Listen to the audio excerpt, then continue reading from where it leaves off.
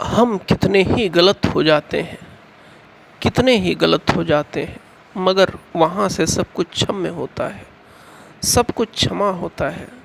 मगर हम इतना ज़्यादा गलत हो जाते हैं कि हम उनका कहलाने के अधिकारी ही न रह जाते हैं। हम उनका हैं ही नहीं तो माता क्या करेगी। 3 भाव हैं, पुत्री, भार्या और माँ। महाकाली, महालक्ष्मी और महासरस्वती। आप जानते ही हैं, कलो काली, कलो काली। कलयुग में तो काली ही प्रधान देवता है। लक्ष्मी के आने पर उनके पिता ने उनके आंचल में बालू भर दिया था। विदाई के समय कुछ नहीं रहा और वही लेकर अपने ससुराल आई थी। यही कारण है कि वे जहाँ भी रहती हैं झाड़ती रहती हैं अपना आंचल, और आंचल झाड़ने पर सब कुछ संपन्नता तो प्राप्त होता ही है, मगर आँख में किरकिरियाँ पड़ जाती हैं तो दिखाई नहीं पड़ता। छोटे लोग दिखाई नहीं पड़ते।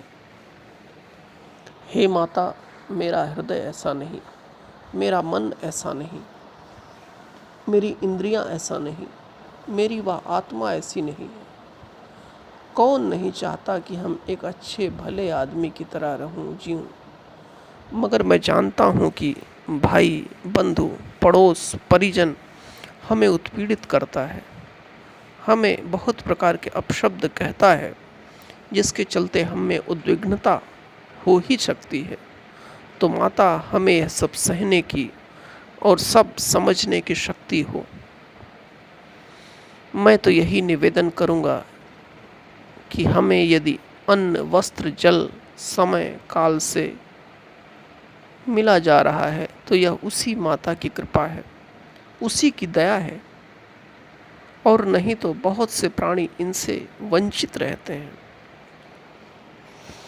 हम जिन माता की उपासना करते हैं, जिनका चिंतन करते हैं, उस मंगलमयी माता का हमें बहुत से नाम, रूप और आकृतियाँ बताया गया है। बहुत से महात्मा लोगों ने कहा है, यह दुर्गा है, यह काली है, यह पार्वती है, यह उमा है, ये त्रिपुर भैरवी हैं, ये चंडिका है। अनेक नामों से, अनेक रूपों से उपासना करते हैं और लोगों से कराते हैं। वास्तव में यह एक ही शक्ति है, और वही शक्ति चाहे ब्रह्मा हो, चाहे विष्णु हो, चाहे शिव हो, चाहे हम और आप हो, सभी में वही शक्ति है। और उसी शक्ति के संचालन से हम चल रहे हैं, फिर रहे हैं, शक्ति पा रहे हैं, शक्ति की उपासना में लगे भी हुए हैं, शक्ति को संजोए भी हुए हैं, शक्ति अर्जित करना चाहते हैं। अब हमें श्रीमान होना बाकी है। ऐसा नहीं कि हम जो चाहते हैं शायद वही अच्छा हो, हमारे लिए वह विष भी हो सकता है। इसीलिए हे माता, हमारे लिए जो अनुकूल हो वही करें। हे भगवती, हम आपको भार्या के रूप में नहीं पूजना चाहते, हम माता के रूप में या पुत्री के रूप में आपको देखना चाहते हैं, उस तरह का स्नेह पाना चाहते हैं। हम इस तरह की उदासीनता से घबराते नहीं। प्राणमयी माता का पौरुष काव्य की रोचकता तक ही सीमित नहीं है। अंतरंग में छुपी हुई शक्ति ही उनके पौरुष का मुख्य प्रतीक है। अपने प्रिय होते हैं, अपने नज़दीकी होते हैं, अपने शुभचिंतक होते हैं। उनका बहुत कम शब्दों में, 2-2.5 शब्दों में उच्चारण किया जाता है। जैसे माँ, कोई वंदना भी करता है तो पहले माँ ही संबोधित करता है। त्वमेव माता च पिता त्वमेव। मंत्र इत्यादि का देवता तो 1 से सवा अक्षर तक ही, सवा से 1.5 अक्षर तक ही उनके संबोधन होता है, और इसे कहते हैं एकाक्षर मंत्र। वैसे वह एकाक्षर है नहीं। ऊ में कहीं आधा रा लगा हुआ है, तो आधा ई लगा हुआ है, तो आधा अंग लगा रहता है।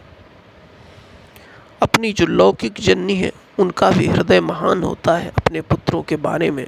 यहाँ तक महान होता है कि अपने पुत्रों के लिए जितनी तकलीफ़ें सहती हैं, वो अपने हर इंद्रिय को निगशीत करके और हर तृष्णा को मारकर गर्भस्थ शिशु के लिए बहुत सी वेदनाओं को सहकर उनकी रक्षा करती हैं। जन्म के बाद